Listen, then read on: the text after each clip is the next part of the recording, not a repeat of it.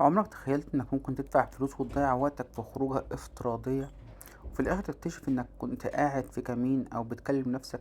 سألت نفسك قبل كده ليه في تطبيقات بتكبر بسرعة البرق وهي أصلا عبارة عن سيرك كبير لشفط المحفظة؟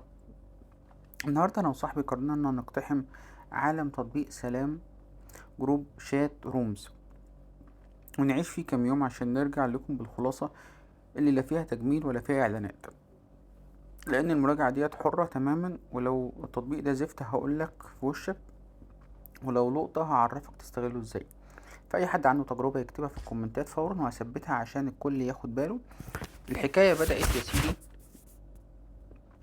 لما كنا بندور على مكان ندردش فيه ونلعب كارم وليدو ونفك عن نفسنا، فقلنا نجرب سلام. أول ما نزلنا تطبيق بدأنا نسجل. الموضوع كان سداح مداح، سجلنا برقم الموبايل والكود وصل في ثواني، مكانش فيه تأخير. بس الصدمة بدأت من أول ما دخلنا الوجه. التطبيق زحمة جدا، ألوان وفلاشات وهدايا بتطير في كل حتة. تحس إنك داخل مول في ليلة العيد. الواجهة مش معقدة تقنيا لكنها مستفزة بصريا ومليانة إغراءات إنك تدفع. قعدنا أنا وصاحبي نجرب، وأول موقف حصل معانا كان في روم تقيلة شوية. الموبايل بدأ يسخن واللاج بقى ظاهر جدا وبوضوح. تطبيق تقيل على الرماد بشكل غريب رغم انه مجرد شات. الموقف التاني كان لما دخلنا نتفرج على روم فيديو، لقينا الاعلانات بتقول انك هتشوف فيديوهات مع اصحابك، لكن الحقيقة ان الموضوع عبارة عن بث مباشر للناس بتطلب هدايا، وعشان تشارك بجد لازم تشحن عملات. واقل باقة شحن بتبدأ من دولار وكسور، وبتوصل لمبالغ خيالية لو عايز برستيج، يعني انت داخل بقى وسط ناس وعايز ترسم نفسك. الموقف التالت كان في لعبة الكارم، لعبة لذيذة بس اكتشفنا ان في حيتان جوه تطبيق شاحنين بآلاف الدولارات ومسيطرين على الرومات. يعني لو انت داخل تتسلى ببلاش هتحس انك غريب او درجة تانية. الموقف الرابع والأهم الخصوصية. أنا بقلب في الإعدادات لقيت صلاحيات الوصول للكاميرا والميكروفون والملفات بتطلب بشكل جريء أوي شوية، وده خلاني أقلق أنا وصاحبي، فقفلنا كل حاجة مش محتاجينها. طيب ايه المميزات اللي ممكن تخليك تنزله؟ اولا التنوع، في العاب كتير زي الكارم والليدو في مكان واحد. ثانيا سرعة التعارف، هتلاقي ناس من كل حتة في ثواني.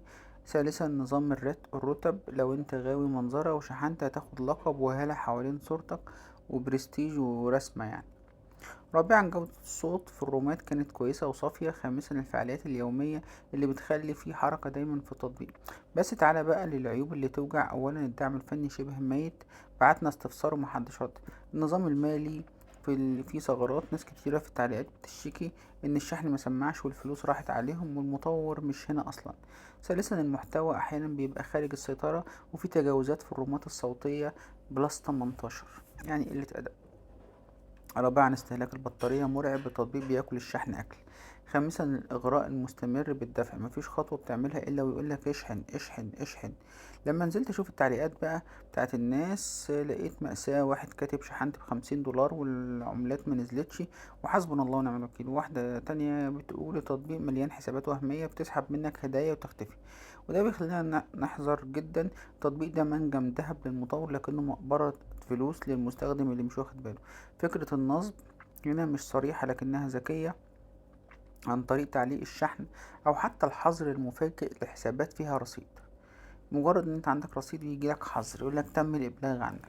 مين محتاج التطبيق ده بقى؟ شخص فاضي وعايز يضيع وقته في كلام فاضي، أو واحد معاه فلوس زيادة وعايز يشتري أهمية وهمية وسط ناس ما يعرفهاش. واخد لي بالك انت؟ هل يستحق التحميل؟ رأيي الشخصي لأ، إلا لو هتدخل تتفرج وتلعب جيم وتمسحه، لكن متدفعش فيه مليم واحد لأنك بنسبة كبيرة جدا بتخاطر بفلوسك. التطبيق ده خلاني أفكر ألف مرة في الأمان والقيمة مقابل السعر، وتقييمه النهائي ليه هو 4/10 بسبب الألعاب بس. البدايل بكتير وأأمن. يلا ليدو أو حتى ديسكارد لو عايز شات نضيف وراقي. في النهاية عايز أسألكم سؤال وتجاوبوني عليه بصراحة في الكومنتات. هل تفتكر تطبيقات شات معمولة عشان اللمة فعلا، ولا هي مجرد ماكينة قمار متغطية بقيمة تواصل اجتماعي؟ استنى رأيكم في تجاربكم عشان نوقع الأقنعة دي مع بعضينا ونوقف الناس اللي بتضحك عليها في تطبيقات زي دي. سلام.